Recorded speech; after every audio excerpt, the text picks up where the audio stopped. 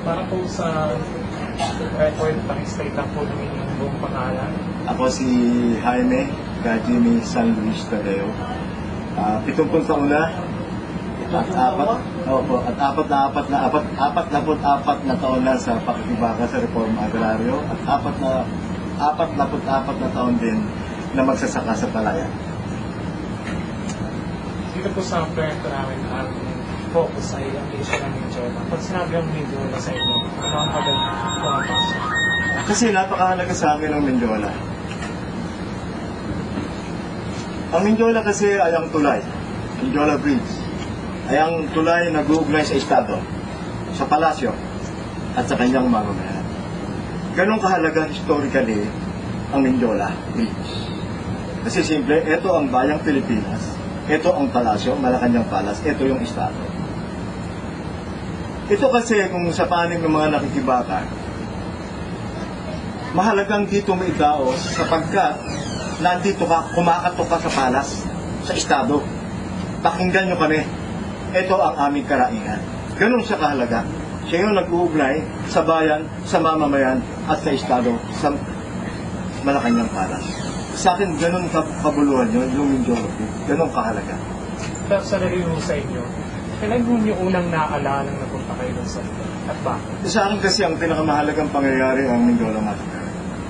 Kasi dito yun, napakahalaga ng yugtong ito sapagkat pagkaraan ng H1.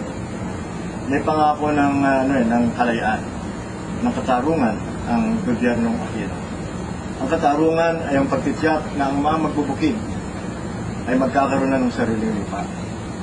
Nung pumunta kami sa Malacanang noon, ang Executive Secretary si Joker Arroyo at ang nangangasiwa sa administration sa Malacanang ay si Fulgencio Factora. At sinabi sa amin, ang puntahan namin, kaibigan namin bilang human rights lawyer si Fulgencio Factora. Tinanong namin siya, totoo ba kasamang human rights lawyer na ang reformang agraryo ay centerpiece program ng Aquino government? Sabi niya. Pero may tanong kami, ito ba'y top priority ng gobyerno? Kajimi, tatapatin namin kayo. Ang agrarian reform ay low priority ng gobyernong Aquino. Sa kabila na ito ay centerpiece program. Yun yung naglusad na magaganap na Mindiola Massacre. Kasi yung issue ng agraryo, nasabi sa inyo, low priority. So ano ang naging reaction niyo? Ang naging reaction namin ngayon,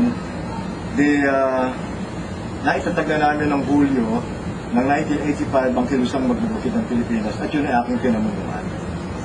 Nagpulong ngayon kami noon at kagagaling ko lang sa US na kakauna akong paglalakbay sa US noong 1987 sa Minnesota para humingi ng tulong doon sa family fund. Kaya yung t-shirt ko lang na Palms na Palms, sila yung nagbigay ng mga t-shirt. Doon nagsimula yung t-shirt ko na yan. Nang bumalik ako dito kasi pinag-usapan na ang Southern Tagalog ang kasama ka na mamagsaka na member ng kilusang magbubukid ng Pilipinas ay una munang kakampo sa harapan ng Department of Agrarian Reform. Pagkatapos susunod na yung aming alyansa ng mga magbubukid sa gitnang Luzon. Kaya pagdating ko noon dumating ako naman January 14, galing ako sa winter time. Yun yung ngayon kaya malamig. Pagdating dito, umiigting ang umiigting ang laban kasi ang sekretary naman ng siya Gerson Alvarez. Yung pagmobilisa po, so yung nangasiwa? Ang nangasiwa kasi noon yung ibig sabihin, yung pamunuan ng kilusang magbubukid. Kasi wala pa kayo, pero... pero nag-usap na magkakaroon ng pagkakampo upang hilingin, tiyakin sa gobyernong Aquino na talagang ito yung centerpiece program at hindi ito dapat i-low priority. Kaya nandito kami para sabihin sa kanya, humihingi kami ng katarungan, ito ang pangako ng H1. Yun. Sa panahon na po yun, kung matatandaan ko, ay hindi pa na-enact yung constitution na bago? Or... Enak na nun. Magkamali ka. Kasi nang gawin namin ng... Ito, tama, hindi pa. Nang gawin namin kasi yun ay June 15, 1986. Okay? Natapos siya ng October 15. Tapos, tama ka, plebiscito ng February. Tama ka doon. Pero yung plebiscite noon, February mangyayari. Nung mangyari yung January 22. Oo, gano'n. Yan ang naging nun. Ngayon, nung sa loob ng isang linggo, hindi kami sinasagot ni Gerson Alvarez kung nakausap na si Presidente at tiniyak niya bilang centerpiece si top priority. Walang kasagutan. Kaya ang ginawa ng grupo, magmarcha na lang tayo sa Mindoro. Yun na yun. Nang mangyari yun ay Enero 22, 1987. Pero bilang leader ako noon, ang pakiramdam ko may mangyayari. Merong mangyayari na ako makadus kasi ako Mula pag-alis pa lamang dito, nang makakain tanghali, kanina ang dasal ko na sana ay huwag mangyari. Na dumating kami sa Mindiola, meron kaming napansin, nakakaiba. Dapat kasi doon ay meron silang Lego panel. At kung maaari, ang water cannon ay nasa unahan. Tsaka barbed wire. Pero ang nangyari, walang Lego panel. Sila, sa kabila, kami ay meron. Dumating kami alas 4 ng hapon. Pagkatapos, ang nasa harapan, yung puro hanay ng pulisya at nasa likuran yung Marines. At nandoon yung water cannon sa huli. Ang ibig sabihin, sa puntong gano'n, magkakabanggaan ng PNP at saka kami. Nung alas 4 na, di pumasok kami. Walang Lego panel. Nakita ko si Edgar Dulatore. Kaya siya ang witness ko dito Meron akong witness na magsasabi ng totoo. Nung sandit pa na lang ang layo namin, sinabi niya, sumigaw siya, huwag kayong puputok, mag-uusap na kami ni Kajiri. Ilang segundo pumutok. Ang unang pangyayari, kasahan ng barel. Pagkatapos ng kumasa ang barel, may sumigaw na fire. Na isang brigadier general. Okay? Pagkatapos ng pumutok sila pa itaas. Ang sumunod na putok, nakadirekta na sa pader ng mga tao. Okay. Yung pader ng mga tao, nung makita, bumagsak yung 13 na bayani ng Mindoro. Doon sila. Ang ginawa ko ngayon, bago ko umalis, mayroong composite. Na pagka nagkaroon ng problema, sila yung iikot para hindi kami parilin, hindi kami tamaan. Nung pumutok na sila, nung paitaas, ginawa namin siya, nakasigaw agad yung sa composite team. Dapa kami. Maswerte ako dahil kasama ko si Eta Rosales. Ang laki ng print niya, tuntuan siya. Ba't ako kakatamaan, Eta, laki ng print mo? Di-recover lang ako sa print mo. Nasa unahan kita kami, gumanyan ako. Sabi ko, magkasta sa mukha ko yung print mo. Tawa ka ng tawa. Kaya tapos nung, umano kami, hindi ako pumunta doon sa makikita nila ako sa kasama. Kasi, nabalitaan ko na merong sniper nilagay sa tuktok ng mga bibig sa paligid ng Mindoro. Kaya ang tama ng mga baril na makikita ng siya taas ng gagaling. Bukod sa pagano na tumira yung PNP, nung mag-fire, tirahin ka rin. May mga tama sa baril sa itaas. Nag-aaral ng anak ko na sa Central School. Tatay, anak ko akong informasyon sa loob. Maraming sniper na ilagay. Ang layo nilang patay ka. May klase nung panahon na yun. Yung informasyon ng anak ko, nakuha ko lang. Ngayon, ang ginawa ko, hindi ako kuha kasi meron dito yung gilid na gano'n. Correct. Yung gilid na gano'n. Doon ako nagtatago. Parang hindi ako makita kasi mapapatay nila ako. Doon sa suntek ako nakapagtago. Pagkatapos kinuha ko ng mga pare, dinala ko sa Baklaran. Yun yung Mindoro Massacre. Tinugis kami hanggang Luneta yung mga tao namin. 300 ng sugatan, 13 ang patay. Yun yung nangyari na anim sa Laguna, sa Southern Tagalog, 4 sa Central Luzon, at saka 3 sa Metro Manila, sa Nabotas at saka sa Malabon. Ang pwersa namin noon ay, ang mga magsasaka ay 3,000 sa Central Luzon, sa Southern Tagalog 3,000, at saka 3,000 ang urban pool. Kaya may naman napatay ng mga urban pool. Sinuportahan, kaya 9,000 kami noong araw. Anong kabuluhan noon? Ang kabuluhan ng Mindoro sa amin, ang magbigay sa kumakato kami sa pintuan ng Malacanang, ang presidente si Corazon. Corazon Aquino Centerpiece Program. Pangako may katarungan, hinihingi namin ng top priority. Dito. Ang nangyari, naganap yung massacre. Yan yung pangyayari.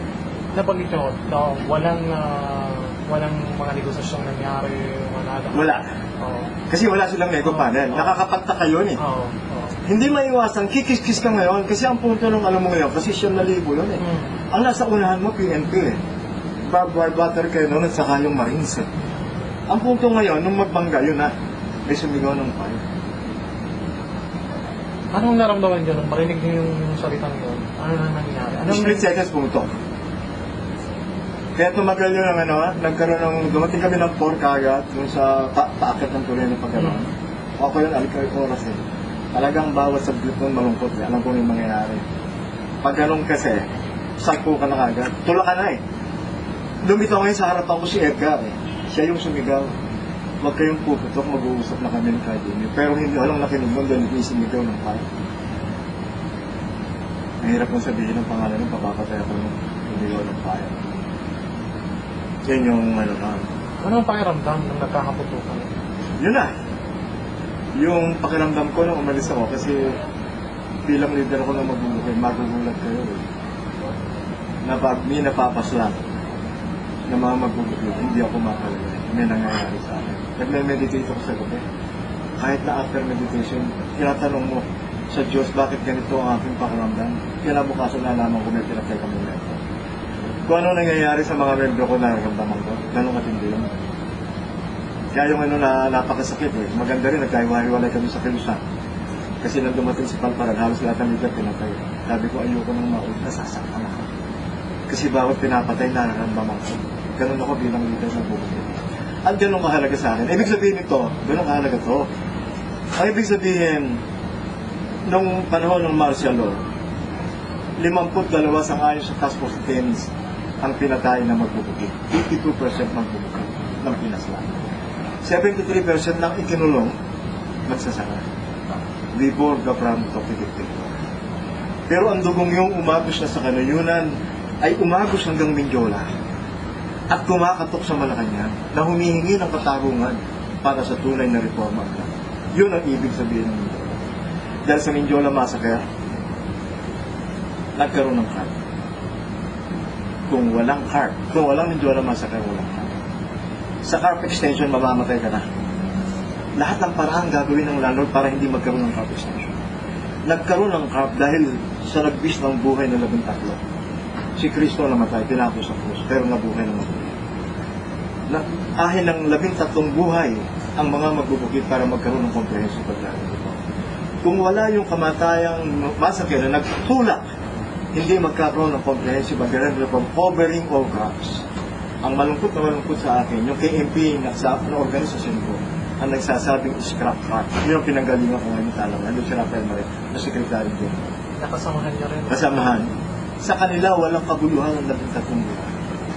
Sa kanila, ibasura ang heart. Ibabasura mo ang pinagkamatayan ng 13 buhay. Hindi ko yun hindi ko yun natanggap. Mabalik po tayo dun kaya sabi niyo, napunta kayo dun sa lugar ng Samson. Samson Tech. Doon ako nagtago. Tapos kinuha kayo ng kaparihan. Kaparihan, tapos dinala ako sa Baclaran. Doon nila ako tinago. Paano nyo nalaman yung mga sunod na pangyayari? At anong naging reaction? Yung mga napatay? Ang ganito kasi, yun nga yung nangyari. Pagkatapos, narinig na lang namin sa radyo. Nung nandun na ako sa Baclaran, nakikinig na doon namin nalaman. At yun nga, hinahanap nila ako kung ako nasa akin. Kung ako pinapatay o paano nangyari sa akin. Ba't po pala sa Baclaran? Ba't sila pumasok? Ang kasama ko kasi ang bodyguard ko, magugulat ko, napaka-ironic ng life ko. Ang bodyguard ko, dalawang paro. Noong parang kayo? Oo, parehong sa Baclaran. Yan ang bodyguard ko, nasa paligid ko sila. Si Father Jody, si Father Hakbang, Nonoy Hakbang. Parehong pari yun. Isa yung, parehong nasa abroad din sila yung bodyguard ko. Pagkatapos pumuntak sila. Actually, ang kinontak nilang jeep yung periodisa, si Jimmy. Katawag ko, Jimmy Tan ba yun? Hindi pa niya ako ng Swiss knife. Siya ang tapos kasama ko yung dalawang pilot, dinala na ako sa Baclaran, yung Denver Church. At mula doon, anong naging mga pagkilos ng mga sunod na oras? Ang doon, kung makikita natin, di nakipag-dialogue na sa amin si Gloria, si Constantine, nakipag-dialogue. Napaiyak ako nung sabi ko sila, buhay pa sila na yan. Bakit ako, ang isa lang hinihiling namin ay makausap namin kayo at yakin na talagang centerpiece at top priority ko, hindi naganap yun. ang ginawa nila, alam mo naman yung mga ako natin, sinisi nila ako, parang ako yung Bravo Rosa, naging dahilan ng Mindoro Massacre. Kinwid yun ng Manila Chronicle noon. Nang itweet nila ang Mindoro Massacre, walang kasalanan si Gino Cavero.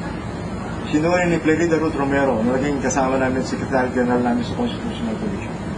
Pinaano niya kay Mr. Santa Iglesia sa UP Public Administration. Sinalisik nila yung pangyayari. Dapat noon, ginawa April, May, June. Next time pa yun ng August, umabot ng 5 months. Matapos ilitaw yun, lumitaw wala akong kasalanan, sinasabi niya may kasalanan si Gino Cavero. Ang kasalanan sapagkat si Corazon Aquino walang panahon para harapin ang mga dukha na naglublok sa kanya sa kapangyarihan. Ang kanyang lahat ng panahon, inukol niya sa mga military. Ang bawat utot ng military naroon siya. Yun yung resulta ng pag-aaral. Hindi kasalanan ng magbubukit ang Mindoro. Ang may kasalanan ng gobyerno na hindi tumingin sa mga dukha na nagkakatsat sa kanyang kapang. Yun ang resulta ng pag-aaral na sinagawa ni Clarida Ruth Romero, si Santa Iglesia ang nagsagawa ng UP Public Administration. Inabot ng April, May, June, pagkaraan inabot ng July, August pa, at yun ang resulta. May natatagong People's Mindoro Commission of Oo. naging sumali ba kayo Oo, kasama kami doon sa pero ito lang naman resulta na nandun si General. Tapos pinakita na yung, ano yung panangga? Shield.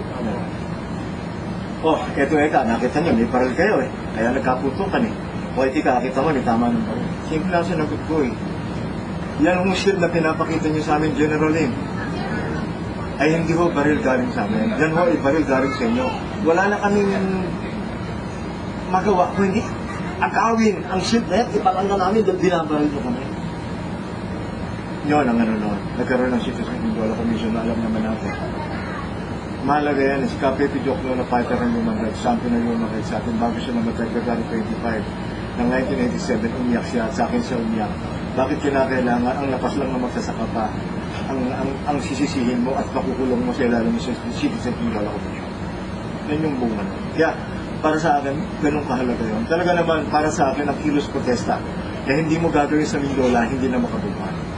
Sapagkat yun talaga ang sentro. Kasi ang tao, pinadadala, kumakatok sa pintuan ng palas, ng estado. Ito ang aming karainan, pakinggan nyo kami. Ganun kahalaga ang Mindoro Base na nag-uugnay sa sambayan ng Pilipinas. Doon po sa mga nasawi sa nangyari, ano hong naging pakikitungo? Paano ho tinawakan ng KMP mo? Ayun, malamang ba niya. Ito kaya dapat natin nilagay. Mahirap to Pwede itong iko na lang natin. Pwede pang ma-edit pa. Ito yung masakit na nangyari. Milyon-milyon na yung dapat ng Mindoro Massacre. Milyon-milyon na ang nakuha sa posta sa ibang bansa. Kasi milyon na karma, milyon na massacre. Kaiba ang nalito, milyon-milyon. Pero halos walang napunta sa mga at kinuha yung campus. Yun yung napakasakit siya. Ang natanggap lang ng sugatan kay Corazon Aquino, 5,000 ang 300 na sugatan. 10,000 siya namatayan. Yun lang ang halaga ng halaga. Milyong kinita ng massacre na nung matok na sangkay, halos mamatala. So hindi atin lang, no? Ang mahirap na kasi papakayanan ko na ka ng kinusan. Yung mga bagay na hindi dapat sabihin. At saka alam ko rin yung kung bakit siya naganap, pero hindi siya sasabihin siya. So, ito pong sinasabi. Kung bakit niya nangyari, may mga dahilan niya na ako lang napakahirap para sa akin. Para ako, ayahaan natin siguro bago ako namatay na lang ko sabihin ang dahilan kung bakit naganap ako. At yun yung masakit na pangyayari. Kasi nga yung mga puno, kinukuha ng fusion. Bakit naman hindi mo lang pinahigan yung mga pagkatapos ngayon dahil naghiwahiwalay na kami hindi naman niya kinuha ng KMP ang ginagawa lang sa panahon ng massacre pinopronta na gano'n pero nang lumikom ng sarpi yung nakalikom ng sarpi hindi niya siya makapaniwala lahat kami na naman bakit walang napunta sa mga bigat diba isipin mo yun yung kalupitan ng tension. Kung nilalagay niya, papatay nila ang pagkakao. Sabi na lang yan, kung ano yun nila, pwede pa nila naman nila. Pwede po natin itago muna. Itago yan kasi, pero yun yung kasi sana. At sana rin makumpleto ko kayo dito sa punto na ito. Ang dahilan kung bakit naganap ang Mindoro Massacre. Mahirap lang sabi, papatayin din nila. Ang nalaman nyo, papatayin din nila. Ang mga nangyari siguro kila Tabara, kila, ganun din ang aabutin ko. Kaya, maganda ilihim. Pero kung gagawin ninyo ito kasi saya kung pati lang pwede lang isulat. Bang pwede. Di ba, yung ganito, kung makakuha pa tayo ng gano'n, makukuha natin. Pwedeng sabihin ko sa mga bahay ko, tanongin mo yung bahay ko, sinabi pa ni Kajimi, ano naman nangyari sa kanya. Itong dahilan ko tao. Nangyari ang ito. Kasi makikiusap ko iba, Kajimi ko siya sa delegado. Ayoko rin. Kasi baka magiging yung kabatayan. Gusto ko natin magpagiging sa ating bayan. Matapos po yung Mindoro Massacre, nababalik pa kayo sa lugar? Oo nga. Ang punto natin ngayon, nag-iba na yung ano doon. Kasi maganda pa rin doon ang ano. Tama naman si Kano. Nakakita ko ng tao napakasinsyon din, si Ka Boses. Ano pangalan na? Chino Roses. Talagang karapat-dapat siya doon. Walang pagkilos ang mag-asaka na hindi namin sa kasama. Terrible siya. At siya yung namumulot ng basura. Napakagaling ng matandang yun. Awang-awa nga ako doon. Tamang dapat kanya yun. Yung ano, pangalanan sa kanya, yung kalayaan, Richon, ano, Don Chino Roses Bridge. Sa akin marapat yun. Lahat ng pagkilos namin kasama namin siya. Ang totoo na nagtatago ako, bahay niya nagtatago nito siya. Napaka-supportive na sa pagkikipa. At tama yung Don Chino. Hindi ko inaano. Sa mga nasasama pa po ba kayo ngayon? Ang usuli rin natin kasi, ngayon hindi na tayo makapasok. Hanggang Murayta na lang. Sa pag-iba ka sa reforma, agraryo, babang isyong pagmumukin, hanggang Murayta lang kami. Hindi ko ba ironic yun na mabalintunan na noon walang mga negosasyon, nakakarating kayo doon, ngayon may negosasyon. Napakahirap na, para naman. Kasi napaka-symbolic naman. Napaka-symbolic. Kasi yan ngayon nag-uugnay sa state. Napakaganda. Sabi ko, bakit ako? Ang ganda-ganda naman, galing naman nag-isip ito. Ang ganda nung kasi sa'yo. Kailangan masulat yung ganun kaganda. So ngayon, hanggang Murayta na lang yung mga... Hanggang Murayta na lang kami. Wala naman kaming magawa. Kasi mas marami pa nga rin pulis sa amin na nagra-rally. Dahil humila na rin ang mga rally dahil ang tao na pagod dun sa people pagod pati sa EDSA 12. Nagbungay ng lalong masama yun ng tao. Ang punto ngayon, talagang hanggang doon na naman. Ngayon nga, mas marami pa yung pulis kaysa nagra-rally. Ngayon po, alam ko, aktibo pa rin kayo sa mga pagkilos, mobilisasyon na gano'n. At alam niyo kung gaano kasimboliko yung lugar. Pag nagbabala po ba ng mga malawakang pagkilos, palaging kinukonsidera pa rin siya sa kabila. Lahat ng pagkilos, lahat ng nagbalak yung Mindoro. Ganun kahalaga sa lipunan ng Pilipino at aktivista, nakikibaka ang Mindoro. Napakasimbolik niya. Basta sinabing Mindoro, iba yun ang dating. Pagka doon ako, para bang yun ang tamang lugar na isigaw ang kaingan ng bayan sa gobyerno. Yun yung kahalagaan. Kaya sabi ko, perfect, ang galing ng ginawa niya. Pero nung, kasi kilala ko namin kayo, kumbaga, hindi po, doon na ba talaga palagi ang puntahan? Hindi ko pa yan alam kasi nung lumako sa Kilusan in 1980. Bago po yun. Ha? Bago po yun. Marami akong organisasyon, talagang ako. Kasi ang una kong katangan, makadiyos akong tao. Kaya sumasama ako sa pang-review, member ko ng Paris Council, ng Ilo ng Kabataan. Pagkatapos naging agriculturist ako, magsasaka ako. Naging member ako ng Samahang Nayon, naging member ako ng kooperatiba. Talagang ako, kung ano na, nadarama ko sa katauhan ko. Ang isang ano, na ako ay makabayan, ako ay makadiyos. Dahil idol ko na si Jomay. Narinig ko palang pangalan niya, saka si Commander Gary. Hindi mo pa nakikita yung mga taong to, para bang yung damdamin mo, meron kang kakampi laban sa gobyerno sa nag-ahari ko. Parang na-identify ko ang sarili ko sa kanila. Yun yung ano namin, yun ang ano ko eh. Yung bang pag nakita ko sa'yo, natutuwa ako. Kahit paano may lumalabang ba. Kaya kilala ko na yung sarili ko eh. At ang ganda rin ng paglago ko sa Kilusan, ang unang dumalo ko rito po, takot eh. Tapos na nakiba ako na wala na yung takot, aalisin yung tingin yung takot. Naging matapang. Wala na yun, wala na yun. Nung estudyante po kayo, wala, hindi pa kayo kabilang sa mga... Hindi pa yun. Ako kasi noon napaka-tahimik. Ang totoo mga ka-class ko, hindi naniniwala si Jimmy Tadeo nagsasalita na yun sa tao. Saan po kayo nag-aral bilang? Sa Araneta University. Wala pa rin gano'n nun ng mga movement eh. Kaya lang ako nasasaling ako ng quarters ko. Yun nagsimula ng 60s ang mundo. Ako, tiking ako panood ko sa TV, yung palo ko, na estudyante na malaman. Ganun ko na, doon ako nagsimula doon sa quarters to, yung mga bahay na doon sa Sambeta.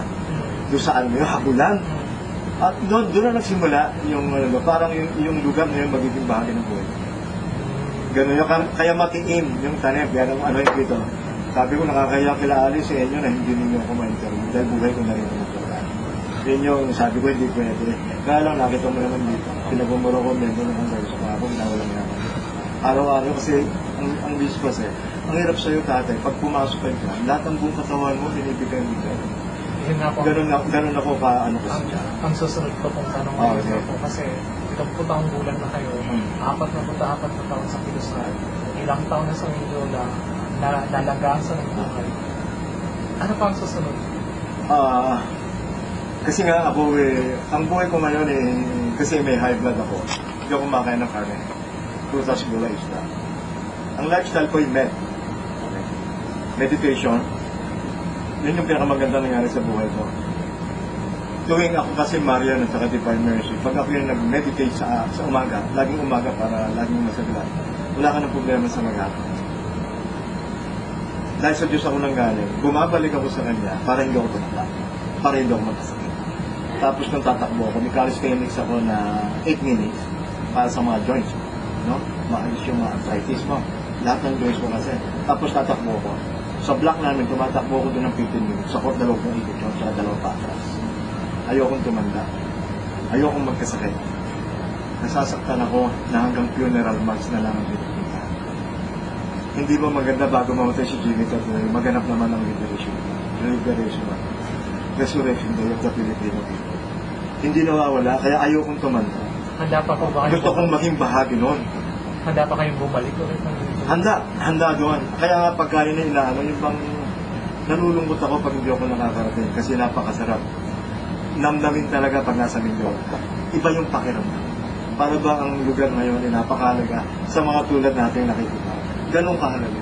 Pag hindi ba sa mga pagkilos minsan sa mga protesta, nagkakaroon ng programa sa Mindoro na isa kayo sa mga nagsasalita? Lagi doon. Ano ang pakiramdam? Masarap. Kasi naidadaing mo yung nasa tama ka doon. May meaning Kala pag sumagay ito, hindi ako nasisya. Malungkot akong umugot. Pero pagkaya na rin yun, iba yung dating. So totoo lang, ganun yung kahalaga Sabi ko kasi, ganda-ganda nitong ginagawa ninyo Sa mga aktivista, napakalalim ang pagpapahalaga mo sa Mindoro-Base. Napakalalim. Kaya pag mabada lang, malungkot din ako. Pero katindi, katimi yung sa aking katawan. Dito pong nagkakaroon ng may sa mga ito pang mga observation na ginawa natin. Alam mo natin na nagkaroon ng pag-iwa-hiwalay. Hindi alam niya, maganda yun. Na nakita namin halimbawa yung isang grupo magrarani ng alauna hanggang alas 3, yung isa ay alas 3 hanggang alas 6. Hindi ko ba dapat yung Mindoro ay naging lugar kung saan nagtitipon dapat ang lahat? Yun din pangarap ko sa magsasaka ganun din. Wala pa kaming 5% na organisasyon, kanya-kanya. Siyam na pambansang organisasyon, kanya-kanya sisa. Pero mahirap ako. Hindi ang problema natin yung historical consciousness. Sinakop ng Castilla 377 years, December 10, 1898, sinakop tayo ng mga programa. Pinagbawal ang pag-organize. Nagbunga yun ng divide and rule. Naging individualistic tayo. Samantalang binasa kong history ng Vietnam. Si Ho Chi Minh sa pamumuno na pagkaisa niya kung bakit lahat ng bansa pinalo. Hindi natin yung magawa. Ako may problema ako kay Jomo Sison. Ang problema niya kasi hindi niya nagawa yung mapamuluan nito na hindi naghihiwalay yung tao. Masyado siya kung tawagin yung BSS, believe sa sarili. Kasi ginawa niya ang libro na The Leader's View, but hindi the People's View. Yun ang punto. Kaya lagyan pa namin ng M masyadong believe sa sarili. Ang punto ngayon, paano yun? Tapos pinapatay mo pa mga kasama mo. Mga kasama mo yan, hindi ba bahagi rin ng para lumaban? Kamukha namin, nakita namin ang katotohanan. Pag nakita mo ang katotohanan, tulad na sinabi ni Rizal, parang kamukha mo, mamamatay ka sa liwanag. Di ba? Ganun yun Sa kabila noon, siyempre, kung ano yung nakita mo ang liwanag, hindi ka atras doon. Kasi laging nagdiring na sa katauhan mo ang pag-ibig sa bayan. Yung dugong bayan, yung damdamin ni Rizal, yung damdamin ni Andres Bonifacio. Kaya pag naalala ko noon na si Marcelo, si Mariano Ponce ng Baliwag, Bulacan, pupunta sa Calamba para pag-usapan lang ang lipo ng Pilipino kung anong gagawin nila. Nandun pa rin tayo sa yugo.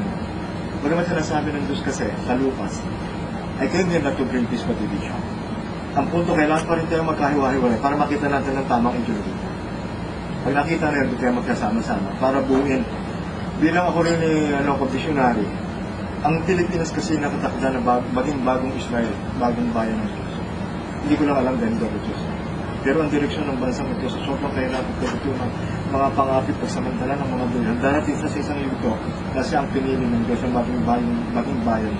At hindi ko alam yun, hindi ko kaya paliwanag. Kasi ako yung nakadiyos, hindi ako Diyos para ipaliwanag ko yung bagay. Pero merong nakalaan sa kanya sa kasaysayan. Yung, kumbaga, pagtanging sa lugar ng Mindoro, bilang talagang partikular na lugar, kahulugan sa kahit anong pagkilos, na ipapaabot niyo ba ito sa yung mga susunod na henerasyon mo ba? Oo. May pagpapain Sa mga kasama natin, at iba pang nakakausap. Kasi sa Plaridel, meron dong bat 70. Nasasama ako. Puro pa sarili lang, puro pasaya. Bakit di natin igawin naman ang ating buhay na sa bayan ito na bayan ng Plaridel? Dalhin natin ang diwa ni Plaridel.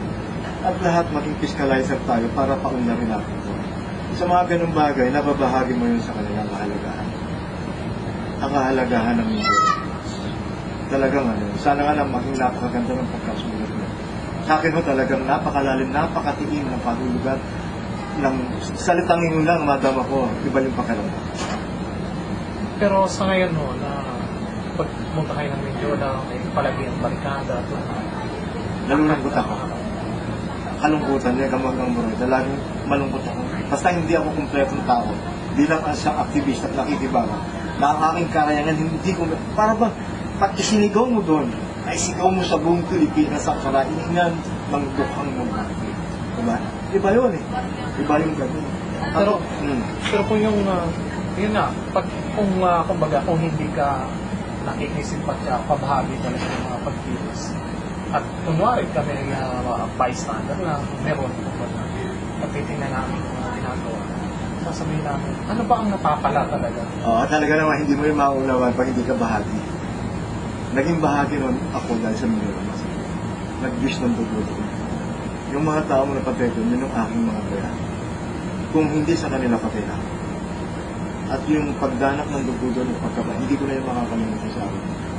Yun yung siguro yun yung mahalaga sa akin. Naging bahagi ako. At dinilig namin ng dugo ang Mindoro ngayon. Na isinisigaw namin ng tunay na reforma.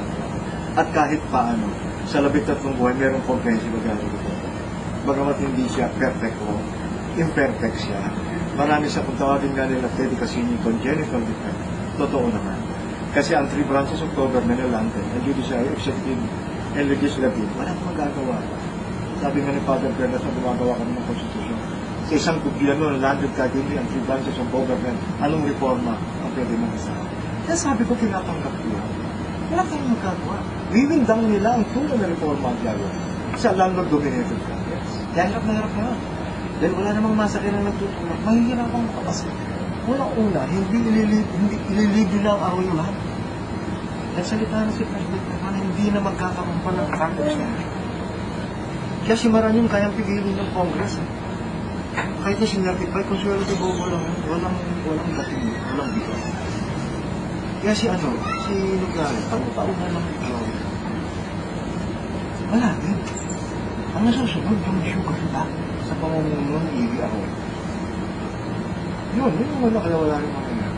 Ito nga dapat doon namin lahat na ito, kung lahat nga lang nandun. Kung lahat ng pisante yung usapin ng bigas, doon. Ano pa yung perfect na pagkilos tama kung lahat nandun yung mga magulugit na kakaisagado sila sa mundo. Pakibang dating nun. Sa ngayon po, kasi hindi may iwasan, pumunta dito sa Daro, makikita maraming nakakampon. Hindi mo ba kayo nagkakaroon ng pagbabalik?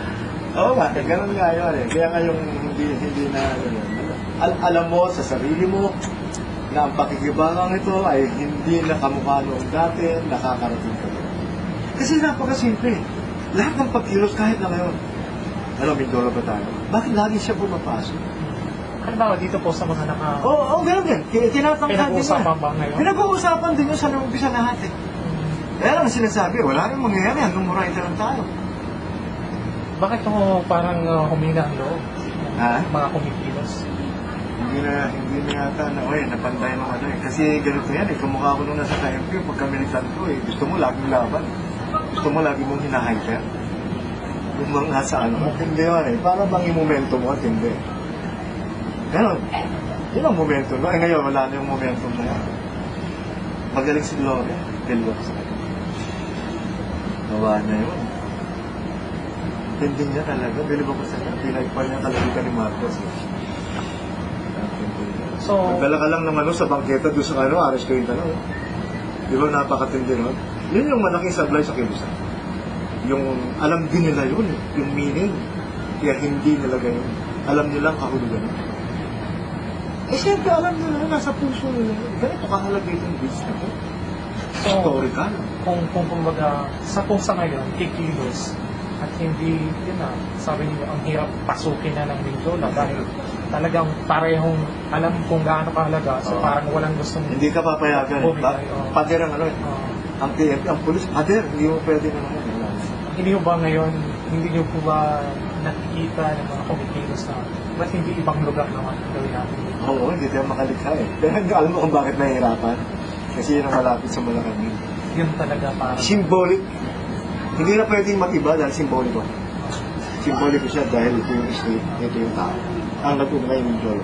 Ganon yung symbolic. May mga pagkilos din naman kung ginagawa sa luwasan o sa... Iba na. Iba yung dating noon. Hindi yun. Maganda rin nagkausap tayo mo. Iba ang dating ng isang... Alam mo kasi yung... Parang kang nakatuntong sa tamang lugar. Ang sarap nun eh. Ang sarap ng pakiramdam mo pag nando ka nagkakalitaran. Ganun yung kahalaga. Kasi ang pinagsasabihin mo, kumakato ka sa pinto ng palasyo eh. Kaya yung iba hindi na makreate. Kahit na Plaza Miranda, sabi nga ni Magsariseno, kaya ba itong pagpagpagpag sa Plaza Miranda? Kamukha nung iba pang mga plaza. Kahit naliwasang Bonifacio, si Hipgat Andres. Pero hindi mo matama yung iba sa ano talaga eh. Kaya okay yung ginawa niya. Kasi damdamin ko yun eh. Yung damdamin ko, yun ang lumilito. Kaya ganun kamahal sa akin ang Mindoro. Kaya pag nandoon ako, iba yung dating ko. Parang napakasarap. Gusto mong huminto. At lamdamin mo ang sarap ng lugar. Yung kung iisipin mo, after nung Mindoro Massacre, wala na kung titignan ng mga account sa balita, wala na mga naging pagtamatayan kung baga nangyari sa lugar. Pwede kong isipin ba natuto ko at natakot yung mga kumikilos? Ang naging napakasakit kasi itong mga people power, nabigo ang tao sa pagnanais ng pagbabago. Pagkatapos ang kilusang mapagpalaya, hindi yun napamunuan ng gusto. Hindi na napamunuan ng gusto.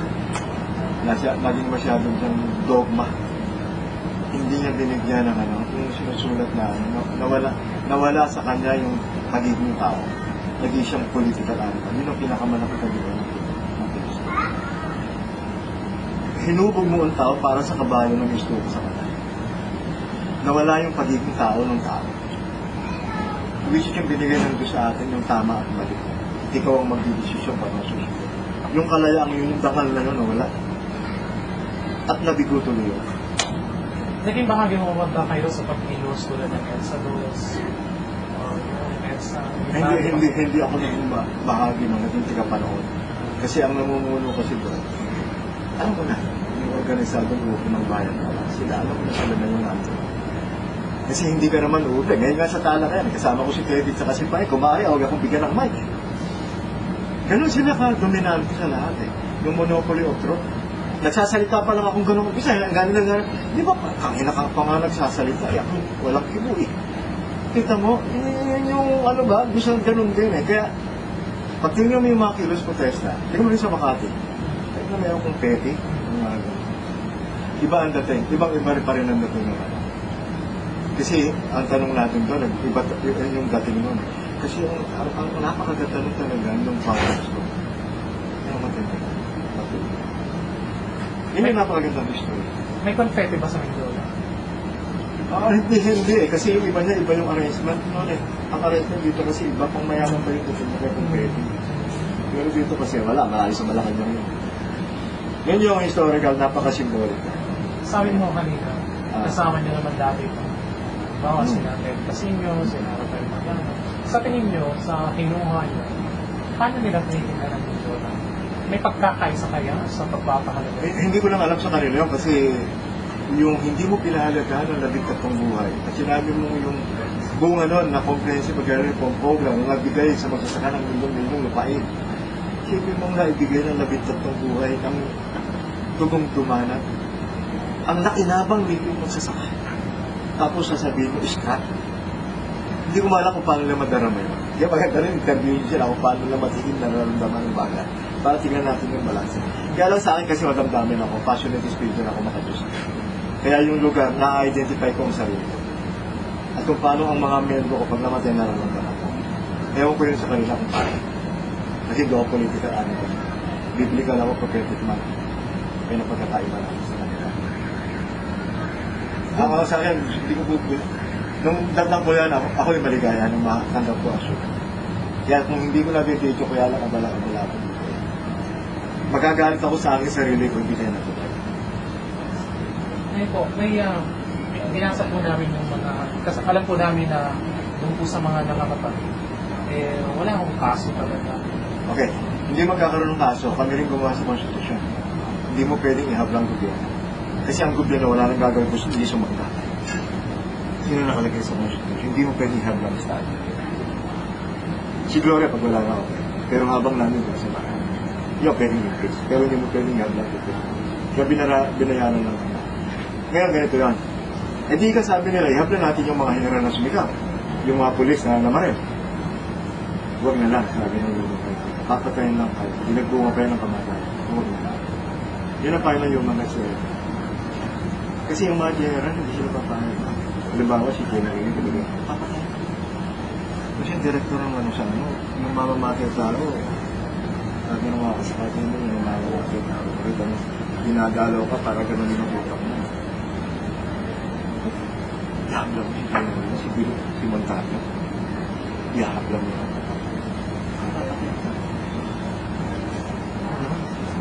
Sabi nung, sa amin pa rin ayaw na namin. Kasi papatay na. Binagbunga pa rin na pamatay. Yun, para alam mo. Yun ang pangyayari ko. Pero yung lihim nun, pag anak ko yun, sabihin ko sa inyo kung bakit nangyayari yung lolo kasi. May isang bagay rin po akong gusto ipakomento. Kasi yung binasa po namin yung desisyon ng Korte Suprema ay may pinapot silang pahayag daw po. At ang sabi ay dito, pahayag daw po ninyo nung umaga ng Enero 22. Sabi niyo po ay inalis namin ang barikada bilang kailangan ng ating presidente. Pero kinakailangan alisin din niya ang barikada sa Mindoro sapagkat bubutasin din namin iyon at dadanakan. Ako galing, nung salita ko ni mga kalimutan. Niloloko ni Adriel, artista. Hoy, ka Jimmy, gagawa tayo ng pelikula. Dadanakan dugo. Ganito yun. Ayaw niyo po siya pinapahalaga. Iniisip sa Ganito kasi yun eh. Ako kasi biblical eh, kaya maganda naintindihan niyo ako. Sinasabi niya lagi, anak ko, huwag kang mangamba. Ako ang magsasalita sa katauhan. You call that Holy Spirit. Pag sinabi ko, dahil sinabi ko yun, mangyayari. Bakit? Bago pa lang kami umalis, alam ko, nararamdaman ko. Malungkot yung katauhan ko. Kasi mamamatay ang kasama. Sabi ko sa inyo, isipin nga hindi pa namamatay malungkot ako. At sinabi ko yung mangyayari. Ganun yun. Ito yung mag-video kami. Nag-meeting, hindi malaman yung kung paano hiya-heighten. Niloloko ka na lang eh. Di ba? Anong gagawin mo? Di meeting. Sinabi ko isa na lang. Hayaan mo yung pangyayari magsabi kung paano tayo video. Walang plano ka ako, binag-video ko. Nangyari, sabi ko, okay ang mag-alala. Ako sa akin, pasensya na, mapagduso ko. Ang Holy Spirit, gagabayan tayo kung anong paano natin itataas ang antas ng pagkilos. Tama yan. At yan, hindi ko inaano. Kasi hindi naman ako nagsasalita. Bagamat ako lang ang naging daanan niya, magaganap kasi. Magaganap eh. Diba? Kaya lang maano mo yun. Kaya maganda yung interview ako, maganda yun para makita niyo yung kaluluwa ko, para yung spirit na. Sinabi ko yun dahil mangyayari. Dahil umalis pa lang ako, hindi ko makakalimutan, malungkot ako. Alam niyo ba na sa matang yun, hanggang dola kayo nagdarasal. Makaawa ako sa Diyos na huwag kumahali, walang mangyari. Kasi ako namuno rito, pananagutan ko. Pero wala kang magagawa. History yun eh. Hindi ba? Tama yun. Kaya sabi ko, pwede yung sinasabi sa akin, bubutan. Sarili ko yun. Ako nagsabi nun. At inaanin ko yun kasi magaganap yun eh. That's destiny. Wala akong magagawa. Yung po sa mga kamag-anakan, mga anak, kabiyak, mga namatay, nakausap niyo po ba sila matapos? Hindi ko na nakausap. Maganda yung gawin. pinagbawalan ako ng puso. Kapagkat pati ang pamilya ng ina. Pero hindi mo pwede. Hindi kami pwede para parangalan. Hindi pwede. Kasi ginawa nila ng political, binihag nila yun. Kaya wala rin kami magawa. Ang ginagawa ko na lang doon sa pagka-anniversary, kukuha ako ng bote, ng pangalan ng tatlo na yan dyan. Nakalagay lahat ng pangalan. At saka nag-o-operate kami at community. Ganun lang ka, banal, kasagrado ang ginagawa. Pero hindi ko nakuha yung sinasabi. Yun nga sana yung gusto ko ba, na makausap sila na ganito po yun. Nagbisma ng buhay, pero ang pakinabang kong idinulot, yun ang gusto kong alinin sila. Milyon po ang nakinabang at nagmay-ari ng lupa. Ang inyo pong anak ay bayan, ang inyong ama ay bayan. Ang problema, yung kumugkop sa kanila, scrap car. Paano nila yung sige, tingnan nga ninyo yun. Ako sa akin, tingnan nyo kung anong mga, ako sa akin gano'n. Yun yung talaga, para madama mo, paano ba yun? Ako lang, tatanungin ninyo, pupunta ako isa-isa yun, magpapasalamat ako. Kung hindi sa mga tao nga, patay na ako. Gusto ko naman magpasalamat. Diba? At pagkatapos, tingnan natin sa maluwang na antas, ang kabutihang nangyari. Ang mukha lang ni Kristo, namatay para iligtas ang katapatan. Diba? Namatay sila para magkaroon ng kat. Ngayon po, sa dahil na po sa nangyari po, kamanayan nila. At sabi ninyo, may particular na posisyon yung pinusan. Gusto sabihin natin yung talisong pinusan sa kanila. Ay, ano pong naging tuloy niyo? Kasi sabi niya, pinagbawalan kayo, makausap sila. Kayo ang pinuno ng KLP. Pero wala rin. Alam mo naman kasi yun, nagkukulong siya doon sa kanilang pera. Wala ka nang magagawa kasi sinasabihan din ako. Pag hindi ako sumunod, meron naman, hindi nagpapasalamat ako Kasama ako sa top 20 sa papatayin. Kaya lagi ako sa lager 5. Kasama kami nila Idolatore, nila Rocio Morales. Kasama kami sa 20. Hindi lang kami kamukha nila Milo de la Cruz, nila Ricardo Reyes, nila Eta Rosales, nila Walden Pero sila yung nasa top 5. Kasi si Kembao, si Steve Kembao. Hindi pa sila doon sa para ngayon, pag ako nagsalita kasi, natutuwa na rin ako, may message sila. Naging yung kumasalita. Delikado. Natuwa tayo yung kasi kailangan ko rin naman doon. Meron silang ganun, buwan. Pakita ko sa inyo. Kami na kasi, ang magkasama sa grupo ng Bukang Bulaklak sa Tabino, that's the Partido ng Bayan, yung kami. Ang magkasama sa grupo, si Nelia Santos at si Boy Morales sa ako. Naghiwalay kami para lubuto.